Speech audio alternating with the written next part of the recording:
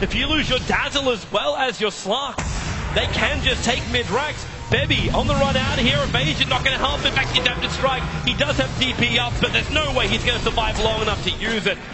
That is 2 heroes down for MVP, and VG Gaming, their only concern right now is top lane, but they can take a mid-racks in return. It's 2 heroes and 2 lanes of racks. How could do it alone right now? He is going to be pushing so fast, but of course, he's going to have plenty of help coming in from Super with this ridiculous amount of attack speed. Just look at these barracks just disappear. It's currently only Hal hitting it.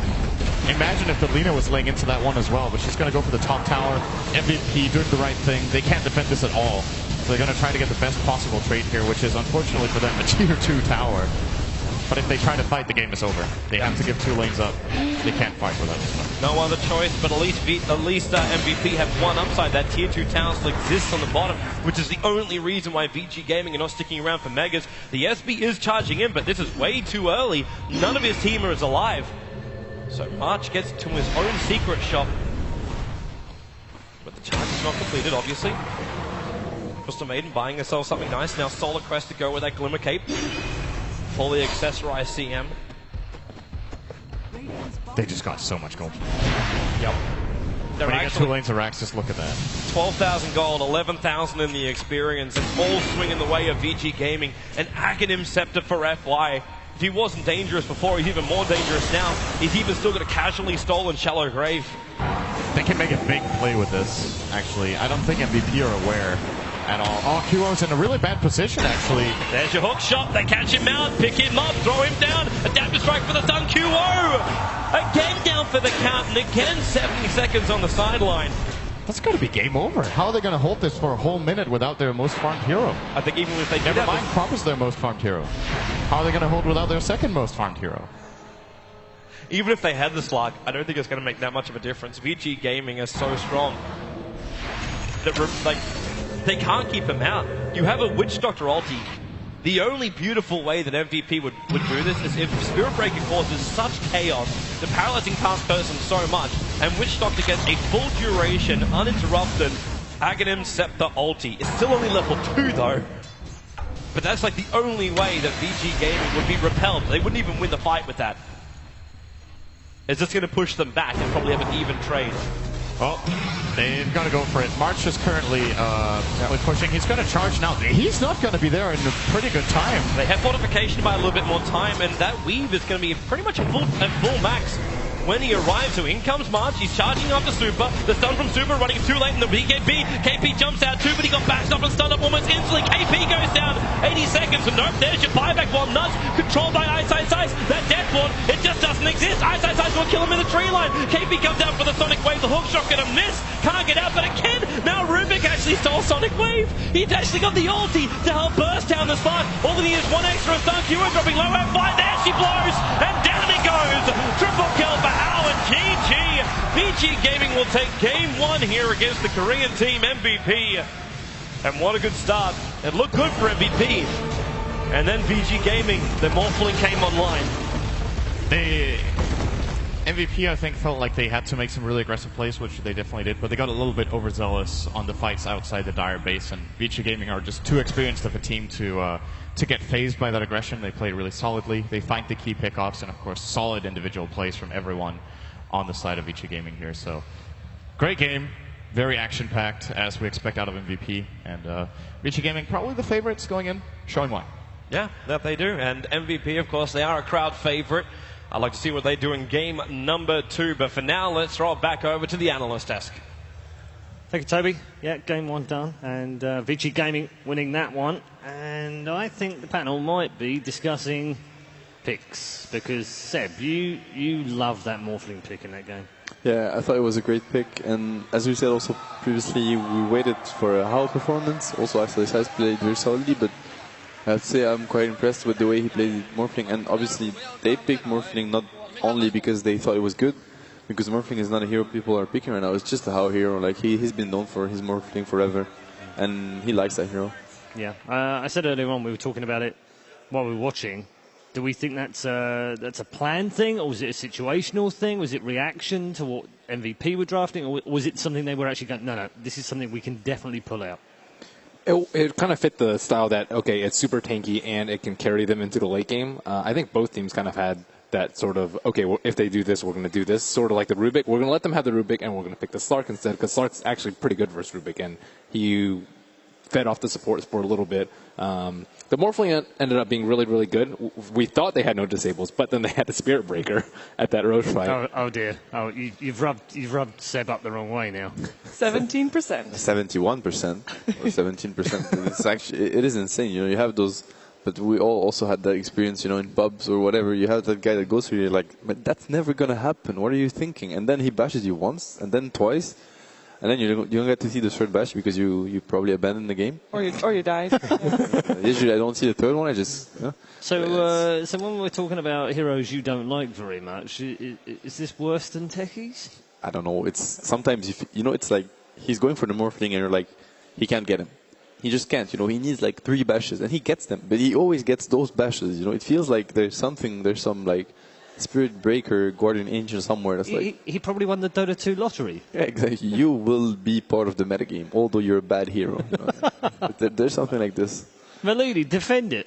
I like Spirit Breaker. I think, I mean, obviously there's a small element of randomness there, but at the same time, it played really well into their playstyle. They're very, very aggressive, looking for a lot of kills. We saw that one fight where he turned a single target stun into a 4-hero stun.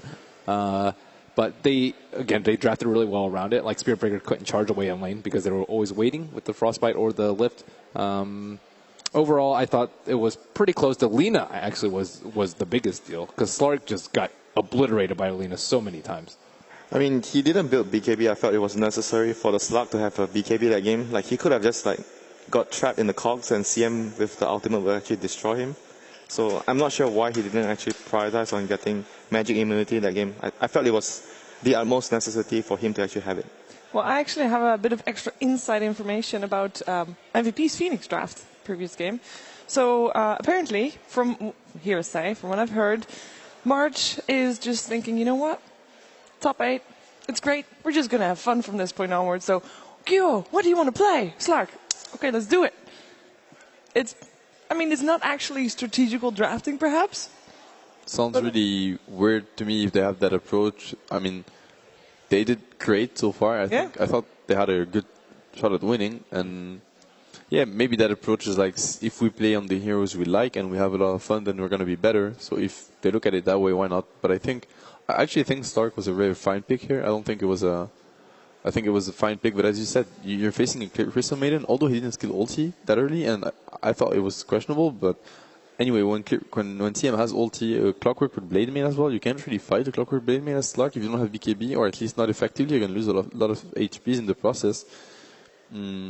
It was a Slark versus Lina mid, and that's not an easy matchup, and he had the same net worth, so he really did great.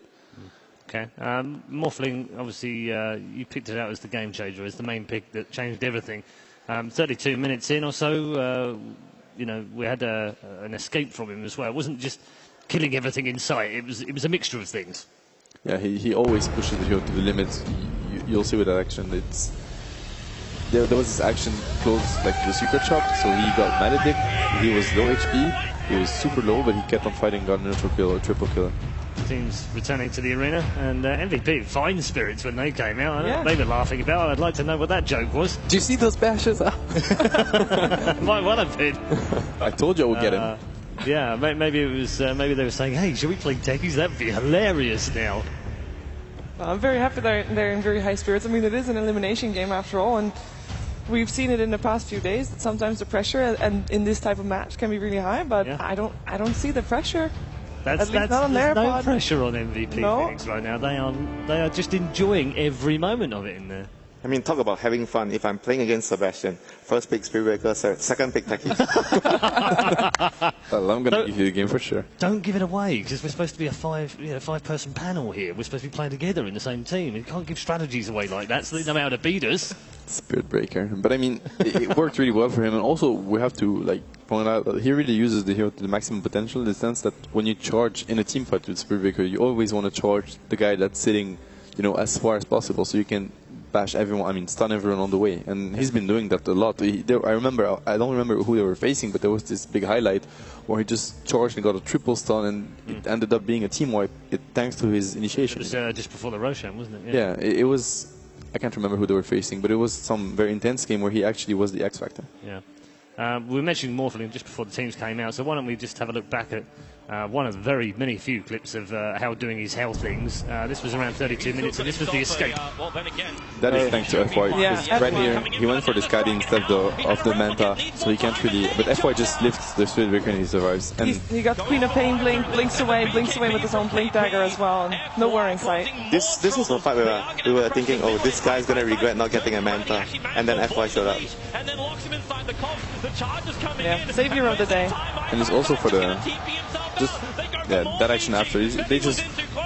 They're unstoppable because you know the momentum, the tempo is completely broken because they just get picked off right and left, and then you know they need to group up as a team MVP if they want to actually take those fights. If it's 1-by-1, I mean Vici Gaming, they have a lot of chasing potential, they have a lot of disables, so they're just gonna go down 1-by-1, and the FY play was crucial as a support for all the support players out there when you don't necessarily know what to do at the same point in the game, because sometimes your core are farming, they're waiting for items, and like looking at the map and being like, all right, that guy is pretty deep, like across the river, he's probably in danger. Just sitting behind him can turn, because they use so much. It's a BKB charge from the co-op, an ulti, 3 heroes or 2 heroes rotating to a lane without any effectiveness. It's a great play from the Rubik. I think to strengthen that point as well, like sometimes if you think as a support what you want to do, you're going to go to the lane that you have the highest potential to kill. So more or less, it's most often on the carry's lane, since he's going to be able to dish out a lot of damage. Definitely.